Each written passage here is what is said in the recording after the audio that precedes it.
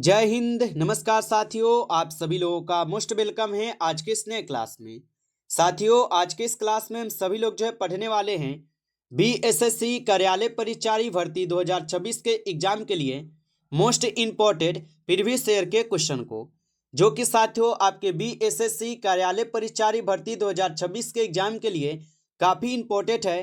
तो आप सभी लोग इस क्लास को बिल्कुल अच्छी तरीके से लास्ट तक देखिएगा और इस क्लास में दिए जाने वाले इन सभी क्वेश्चन को आप अच्छे से जरूर याद कर लीजिएगा, जिससे कि आप अपने एग्जाम में सभी क्वेश्चन को आसानी तरीके से बना पाएंगे। तो चलिए साथियों, क्लास को स्टार्ट करते हैं। उनसे पहले यदि आप इस चैनल पे पहली बार जुड़े हैं तो साथियों आप इस चैनल को सब्सक्राइब कर लीजिए और सब्सक्राइब करके आप ऑल नोटिफिकेशन को भी ऑल पे दबा लीजिएगा, जिससे कि जब भी कोई नई क्लास हो सबसे पहले क्लास का नोटिफिकेशन आपके पास पहुंच सके। तो आप इस चैनल को साथियों सब्सक्राइब कर लीजिए, साथ ही साथ आप इस क्लास को भी साथियों लाइक जरूर कर लीजिएगा। तो चलिए क्लास को स्टार्ट करते हैं और देखिएगा साथियों क्वेश्चन क्या दिया गया है। साथियों क्वेश्चन दिया गया है कि भारत का यहाँ पे राष्ट्रीय ध्वज किसने डिजाइन किया था। साथियों ये सभी क्वेश्चन काफी इंपॉर्टेंट और सिलेक्टेड क्वेश्चन लिए गए हैं, जो कि साथियों आपके पेपर में 100% प्रश्न पूछे जाएंगे। तो आप अच्छे से इन प्रश्न को जरूर याद कर लीजिएगा और बताएंगे कि भारत का यहाँ पे राष्ट्रीय ध्वज किसने डिजाइन किया था। तो साथियों यहाँ पे इस क्वेश्चन का आपका सही जवाब क्या होगा, तो ऑप्शन यहाँ पे बी हो जाएंगे, पिंगली बैकिया ने किया था। ऑप्शन बी लगा रहे हैं तो आपका सही जवाब है। आगे देखिए साथियों, क्वेश्चन है भारत के संविधान की प्रस्तावना किसने शुरू होती है। चलिए बताएंगे साथियों कि भारत के संविधान की प्रस्तावना ये किससे शुरू होती है। तो याद रखेंगे साथियों, भारत के संविधान की जो प्रस्तावना है ये हम भारत के लोग से शुरू होती है। ऑप्शन यहाँ पे बी आपका सही जवाब होगा, हम भारत के लोग से। आगे देखिए साथियों, क्वेश्चन है कि भारत का सर्वोच्च पद अधिकारी होता है। चलिए बताएंगे साथियों कि भारत का सर्वोच्च पद अधिकारी कौन होता है। तो याद रखिएगा साथियों, भारत का जो सर्वोच्च पद अधिकारी होता है राष्ट्रपति होता है। ऑप्शन यहाँ पे आपका बी सही जवाब है, राष्ट्रपति होता है। चलिए आगे देखेंगे साथियों, क्वेश्चन है आपका कि राज्यसभा के सभापति कौन होते हैं। चलिए बताएंगे साथियों, राज्यसभा के सभापति कौन होते हैं। तो राज्यसभा के सभापति होते हैं साथियों उपराष्ट्रपति। ऑप्शन सी यहाँ पे आपका सही जवाब है, उपराष्ट्रपति। आगे देखेंगे साथियों, क्वेश्चन है कि भारत में वित्त आयोग का गठन कौन करता है। चलिए बताएंगे साथियों, ये सभी क्वेश्चन काफी इंपॉर्टेंट और वीवीएस सिलेक्टेड क्वेश्चन है साथियों, जो आपके पेपर में साथियों 100% ये सभी प्रश्न आपको पूछे जाएंगे। तो आप अच्छे से इन प्रश्न को याद जरूर कर लीजिएगा और बताइएगा कि भारत में वित्त आयोग का जो गठन है ये कौन करता है। तो याद रखेंगे साथियों, राष्ट्रपति। ऑप्शन सी आपका सही जवाब है, राष्ट्रपति करते हैं, याद रखिएगा। अगला प्रश्न है साथियों, भारतीय संविधान में मौलिक अधिकार ये कितने हैं।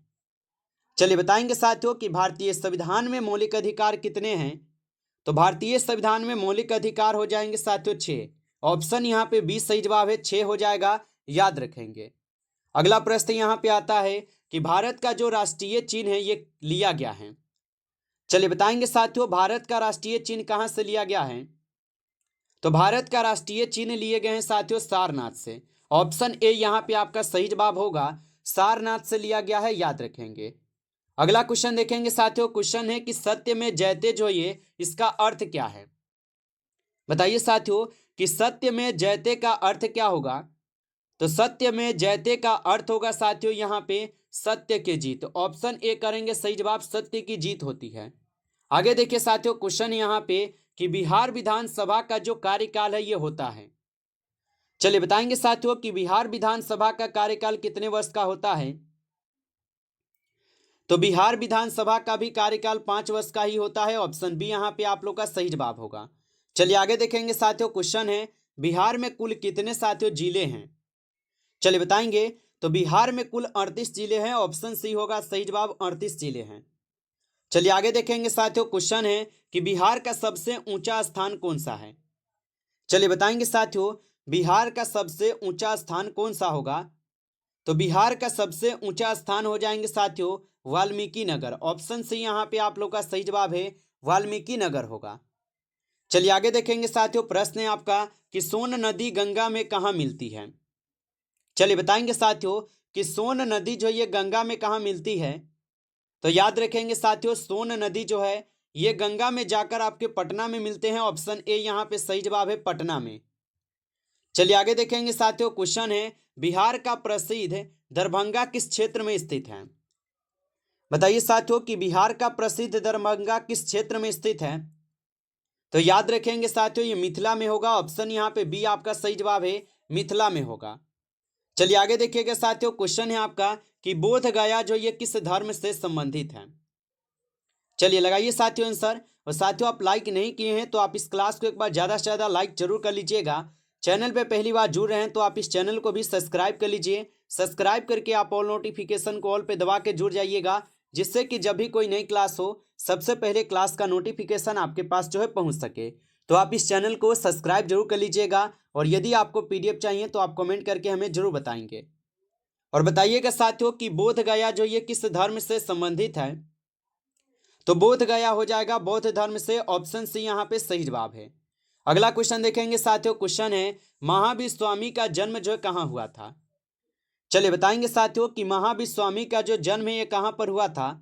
तो याद रखेंगे साथियों, महावीर स्वामी का जो जन्म है यह आपके होते हैं कहाँ पर? तो वैशाली में। ऑप्शन सी यहाँ पे आपका सही जवाब है, वैशाली में होता है। आगे देखेंगे, क्वेश्चन है यहाँ पे कि भगवान बुद्ध का महापरिनिर्वाण कहाँ हुआ था? तो भगवान बुद्ध का जो महापरिनिर्वाण है ये कहाँ पर हुआ था? तो याद रखिएगा, भगवान बुद्ध का महापरिनिर्वाण कुशीनगर में होता है। ऑप्शन सी आपका सही जवाब है, कुशीनगर। आगे देखेंगे साथियों, क्वेश्चन है भारत का सबसे यहाँ पे लंबा राष्ट्रीय राजमार्ग जो है ना कौन सा है? चलिए बताएंगे साथियों, भारत का सबसे लंबा राष्ट्रीय राजमार्ग कौन सा है? तो याद रखिएगा साथियों, भारत का सबसे लंबा राष्ट्रीय राजमार्ग जो है NH44 होगा। ऑप्शन यहाँ पे बी आपका सही जवाब है, NH44 होगा। अगला प्रश्न है कि भारत का सबसे यहाँ पे बड़ा बांध जो है साथियों कौन सा है? चलिए बताएंगे साथियों कि भारत का सबसे बड़ा बांध कौन सा है? तो याद रखेंगे साथियों, भारत का सबसे बड़ा बांध हो जाएंगे हीराकुंड बांध। ऑप्शन यहाँ पे बी सही जवाब है, हीराकुंड बांध होगा। आगे देखेंगे साथियों, क्वेश्चन है भारत का राष्ट्रीय वृक्ष कौन सा है? चलिए बताएंगे साथियों, भारत का राष्ट्रीय वृक्ष जो है कौन सा होगा? तो भारत का राष्ट्रीय वृक्ष हो जाएंगे बरगद वृक्ष। ऑप्शन सी यहाँ पे सही जवाब है, बरगद होगा। आगे देखेंगे साथियों, क्वेश्चन है भारत का राष्ट्रीय जलीय जीव कौन सा है? चलिए बताइए आप सभी लोग कि भारत का राष्ट्रीय जलीय जीव कौन सा है? तो भारत का राष्ट्रीय जलीय जीव जो है साथियों यहां पर हो जाएंगे आपके डॉल्फिन। ऑप्शन ए सही जवाब है, डॉल्फिन होगा, याद रखेंगे। अगला प्रश्न आता है साथियों, बिहार में स्थित प्रसिद्ध लोक नृत्य जो है झिझिया किससे जुड़ा हुआ है? चलिए बताएंगे साथियों कि बिहार में स्थित प्रसिद्ध लोक नृत्य झिझिया किससे जुड़ा हुआ है? तो साथियों याद रखेंगे, वर्षा से जुड़ा है। ऑप्शन सी यहाँ पे आप लोग का सही जवाब है, वर्षा से होगा। चलिए आगे देखेंगे साथियों, यहाँ पे आपका क्वेश्चन आता है। क्वेश्चन क्या है कि भारत का पहला यहाँ पे नागरिक किससे कहा जाता है? चलिए बताएंगे साथियों, भारत का पहला नागरिक किससे कहा जाता है? तो भारत का पहला नागरिक साथियों राष्ट्रपति को कहते हैं। ऑप्शन बी यहाँ पे आपका सही जवाब है, राष्ट्रपति को कहते हैं। अगला क्वेश्चन है साथियों कि भारत में लोकसभा के सदस्य कितने होते हैं? चलिए बताएंगे साथियों कि भारत में लोकसभा के सदस्य कितने होते हैं? तो याद रखेंगे, भारत में लोकसभा के सदस्य जो है साथियों अगर अधिकतम देखा जाए तो 552 होते हैं। ऑप्शन सी सही जवाब होगा, याद रखेंगे। अगला प्रश्न है कि संविधान का संरक्षक जो है किसे कहा जाता है? चलिए बताइए साथियों कि संविधान का संरक्षक किसे कहा जाता है? तो संविधान का संरक्षक कहते हैं सर्वोच्च न्यायालय को। ऑप्शन सी यहाँ पे आपका सही जवाब है, सर्वोच्च न्यायालय को कहते हैं। अगला क्वेश्चन देखेंगे साथियों, क्वेश्चन है कि बिहार का प्रसिद्ध मेला सोनपुर मेला जो है ये किस नदी के किनारे लगता है? तो बिहार का प्रसिद्ध मेला सोनपुर मेला किस नदी के किनारे लगता है?